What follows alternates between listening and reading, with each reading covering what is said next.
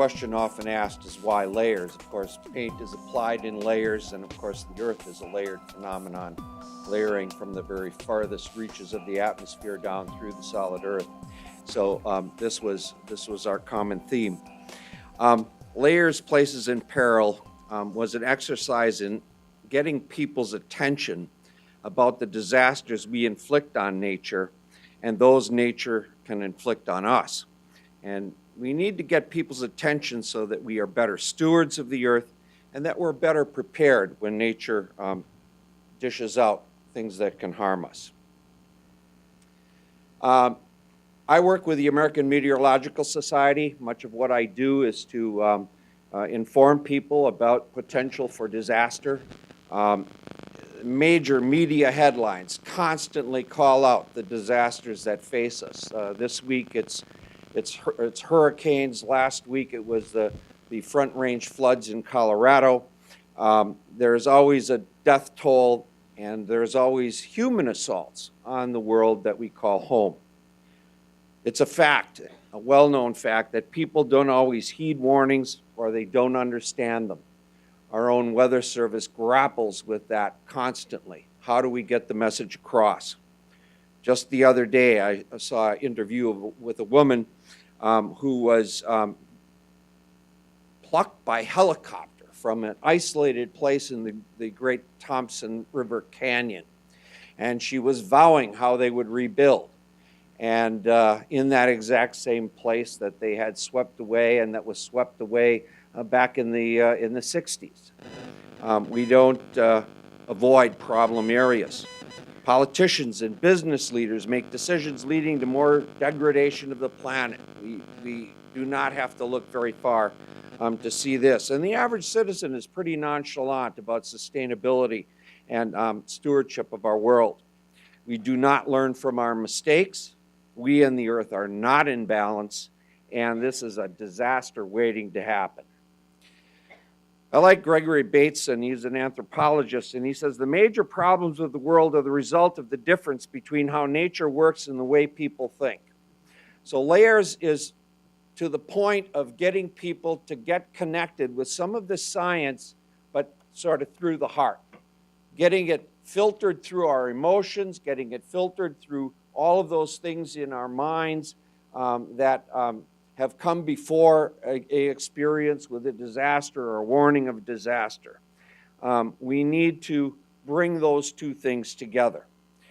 Layers is an art and science collaboration, as Judith said, to teach people a little bit about the way nature works in a way that coincides with the way we think. And we constantly are striving for bringing those things together. Venice, Italy is a place that we both love. It's my favorite city in all the world. I go there whenever I can. It's a precious, beloved city. It's very, very old. There's scenes in that city that one can see in paintings 700 years ago.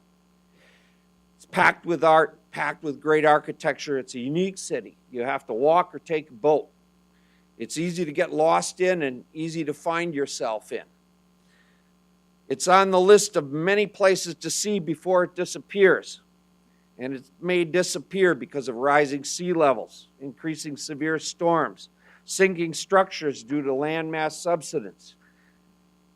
But it has had an amazing longevity, and we want to keep it. Here I am in Piazza San Marco during an Acqua Alta event. Not a really terrible one, but the sirens rang and everybody went out to put the platforms up, the little dams in front of their doors, set up the pumps, and an hour later the kids are sloshing with their boots to school. Imagine what this would do in D.C., Acqua Alta is a fact of life in Italy, but they're getting higher, and that water damages structures. The lower portions of this structure used to be part of the residence, and now it's sloshing with water. And the people have moved up a story. This is interesting. You can see the iconic campanile in the background there, but the brown object in the foreground is one of the oldest tidal gauges in the world, measuring the tides as they go up and down, measuring the high tides as well as the low, and keeping ear to that heartbeat of the sea, which is so important to the Venetian life. This is an issue for this city because with sea level rise, this city will be inundated.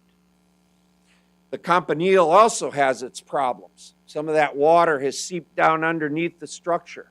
In the early 1900s, this structure completely fell down into a pile of bricks. A bunch of people were killed, but the Venetians, in their wisdom, rebuilt the structure exactly as it had been built in exactly the same spot. Now, of course, they're a little bit worried as some of that water has gotten into the ceramic of the bricks. This is the church tower in Burano. I don't usually stand on the leaning side of that thing, but they say it's structurally sound. But there are other leaning towers in Italy. Burano is interesting. You see how close the water is to the dwellings. That's Venice. The lagoon is where Venice lives. This is a scene from the Mosè project. And the name represents Moses and the parting of the sea. This is a structure, a multi-billion-dollar structure of gates that come up from the sea and block the high water from coming into the lagoon. And this will buy Venice some time. This is the artwork. This is at the Indiana University of Pennsylvania. And Judith, again, chose a map. She spends a lot of time with the geographer. And chose a map to show the island, the main island, and then some iconic figures to represent Acqua Alta and La Serenissima, and then how those two interact to create the history and the story of this particular place. New York City, rising sea levels, increasing severe storms threaten this world city.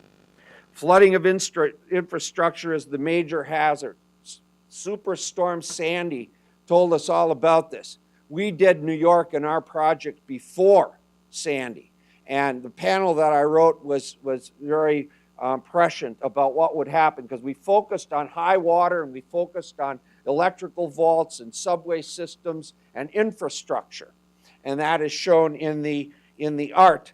Here are some iconic images: the old roller coaster, the outer islands inundated, fire and flood wiping out whole neighborhoods, and even Wall Street was not spared.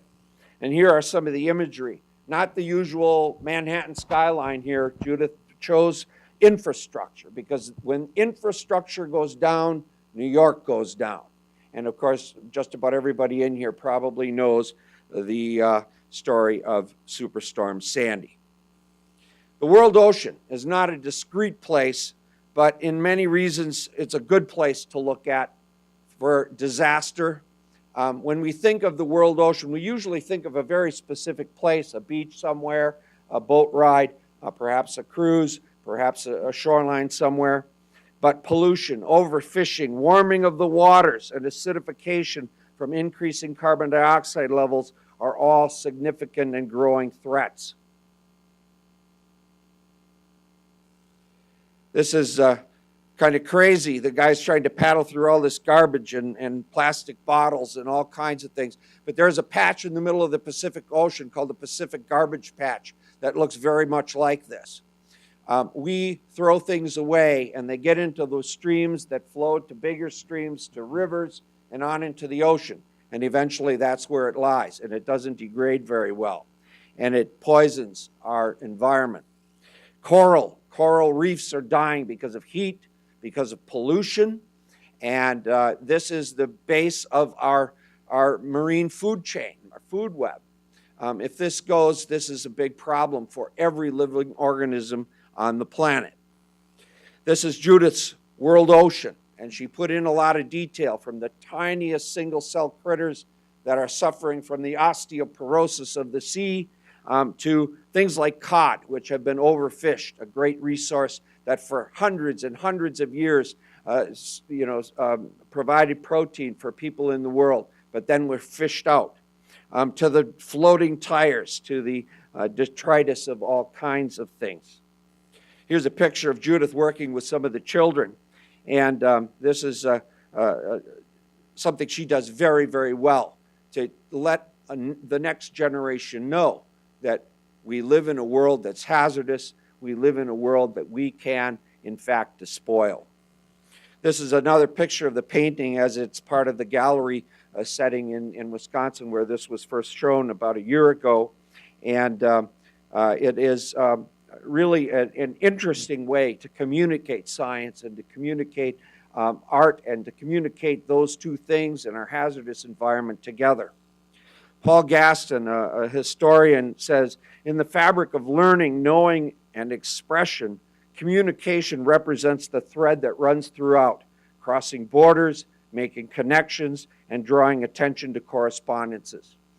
This is what we envision with Layers. This is our project, and it's been really great to share some of this with you, because I think this is a lot about what Dazer says to each and every one of us. Thank you for your attention.